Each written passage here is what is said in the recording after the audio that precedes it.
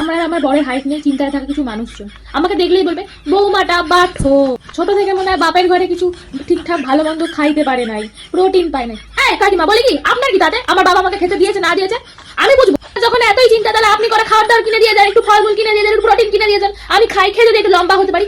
আমার হাইট আমার বরের হাইট আমরা বুঝবো, আপনার কি তাতে? আমার বর আমার শ্বশুর বাড়ি তারা বুঝবে, আপনার কি তাতে?